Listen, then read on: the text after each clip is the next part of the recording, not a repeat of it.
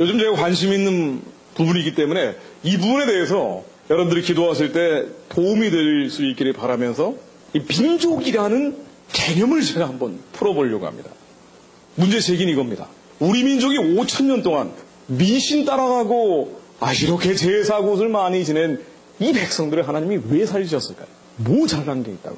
민족이 영원히 가는 개념이 아닙니다. 여진족, 거란족, 말갈족, 우리 역사책에도 숱하게 등장하는 수많은 민족들이 나타났다 사라졌죠. 우리는 왜 여진족이나 거란족, 말갈족처럼 사라지지 않고 5,000년 동안 계속되어 왔을까요? 이렇게 죄가 많은데. 자, 한번 보십시오. 자, 예를 한번 들어볼게요. 우리가 사라져버렸을 수 있는 가능성들이 많았습니다. 기빌성이요, 남침을 6.25 때 했습니다. 이때 좀 이해하기 어려운 일들이 발생을 하는데, 저 위에 휴전선 뚫고 내려올 때는요, 그냥 회도남마로 내려왔어요. 근데 서울에서 3일 동안 머물러요. 여기에 대해서 많은 사람들이 해설을 합니다. 아마 김일성이 서울에서 3일 동안 머무는 동안 남로당이라고 해서 남쪽의 공산주의자들이 봉기하기를 기다렸을 것이다 라고 흔히 해설을 하기도 하고, 김일성이 너무 지쳤다. 왜냐하면은 6.25 때 잠도 안 자고 며칠 동안 서울을 공격했기 때문에 막상 서울에 오니까 좀 쉬어야 될 필요성이 있었다. 여러 가지 해설들이 있지만 다른 명쾌한 해설은 아닙니다. 만일 3일 동안 김일성이 서울에 머물지 않았다면, 이제 전지를 그냥 계속해버렸으면 어떻게 됐겠느냐? 그러면 한국 망했어요. 우린 다 김일성 민족이 된 겁니다. 낙동강 전선을 지키잖아요. 그럼 낙동강 전선까지 무너져버리는 거예요. 하도 빨리 내려오니까. 그럼 한반도 전체를 북한이 먹어버리면은요, 미국이 와도 소용이 없어요. 먹어버리면 끝이에요, 사실은. 그런데 여기서 3일 동안 머무는 동안에 우리가 낙동강 전선이라고 해가지고 거기 이제 방어막을 구축을 하고 스미스 부대라는 미군 부대가 드디어 들어오는 거예요. 이 3일 동안. 이 결정적 3일입니다. 김일성이 왜 그랬을까? 왜 이랬을까요? 여러 가지 역사적 해석이 있지만은 이런데 힌트가 나옵니다. 프란체스카, 이승만 부인이죠. 프란체스카 여사가 쓴 이 난중이, 그 당시에 일기가 있어요. 6.25와 이승만이라는 이름으로 이게 이제 출판이 되어 있는데, 이거 한번 보십시오. 그야말로 처음부터 마지막까지 하나님, 예수님, 성령님 얘기밖에 없어요. 프란체스카 여사가 그야말로 이제 6.25 때 어떤 상황들이 전개됐는지 적어놓는데, 이승만 박사가 얼마나 기도를 하는지 제발 살려달라고 이승만과 프란체스카 여사가 기도하는 얘기들이 여기 다 들어가 있습니다. 이 사람은 아마 기독교적인 언어로 쓰려고 했던 의도 같지는 않아요. 그럼에도 불구하고 처음부터 마지막까지 하나님, 예수님, 성령님이에요. 그러니까 하나님이 살려주신 거예요. 게다가 프란체스카 여사가 오스트리아계 유대인이죠. 이것도 좀 희한해요.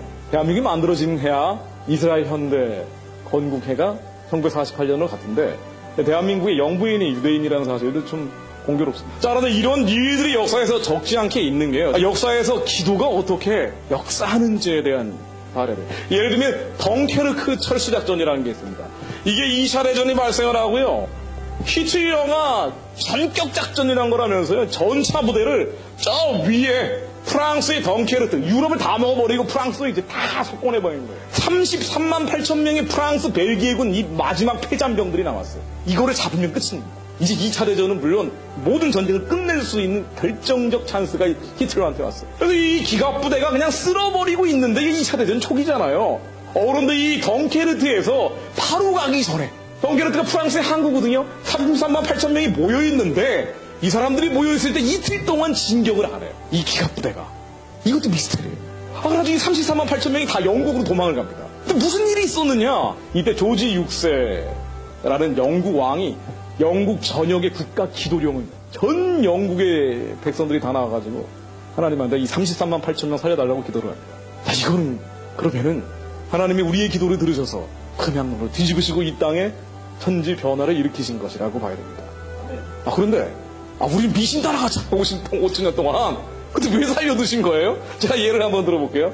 자, 이게 임진왜란 때 모습입니다. 이게 누군가 아닌 소서행장이라는 유명한 전국시대, 일본의 전국시대 장수죠. 자, 이 소서행장이 부산에서부터 평양까지 아니, 이 사람들 뭐 말 제대로 탄 것도 아닌데 파죽지세로, 왜냐면 지키는 군대가 없으니까 하루 20km 측량 와버린 거예요. 그런데 평양에 와서 선조라는 임금은 저 의주로 도망을 갔습니다. 그래서 자기 아버지의 나라인 중국으로 도망가겠다라고 이제 막 도망칠 준비를 다 하고 있는데, 그때 유성룡이 말리죠. 서해 유성룡, 징비록을 쓴 사람이 당신 넘어가면 조선은 망합니다. 가지 마십시오. 라고 이제 말려가지고 간신히 붙잡고 있는 상태였어요. 자, 그런데 이때 6개월 동안 평양에서 움직이질 않아요. 소서행장이. 이 6개월 동안 움직이지 않으면서요. 그때 명나라 군대가 도와주러 옵니다. 만약 6개월 동안 소서행장이 밀어붙였으면 끝나는 거예요. 그리고 명나라 부대가 내려왔다고 하더라도 명나라와 일본과 계속 협상을 벌였던 게 조선반도를 반으로 나눠먹는 거였어요. 그래서 인진해라는 조선 분할 전쟁이라고 흔히 불립니다.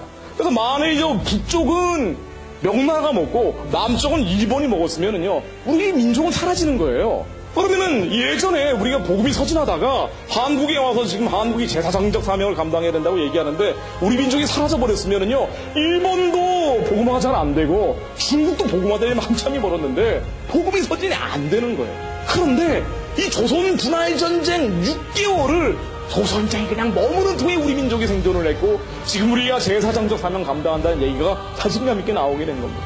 이때 유성룡이 한 얘기가 있어요. 진미록이라는 책에 뭐라고 나오냐고요. 이 책도 처음부터 마지막까지 계속 하늘 개념이 나와요. 하늘 정치. 우리가 살아남은 것은 비인력지 소급이야. 이건 사람의 힘으로 된 게 아니라 이것은 하늘이다.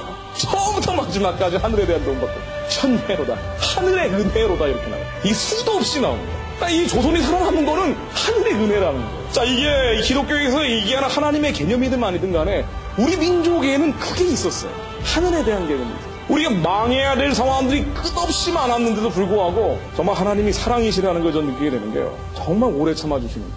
이들이 하늘에 대한 개념이 있고 언젠가는 써먹을 것 같은 약간의 가능성이 있었기 때문에 보존시켜주신 거라고밖에는 볼 수가 없어요. 너무나 극적인 상황들이 많습니다.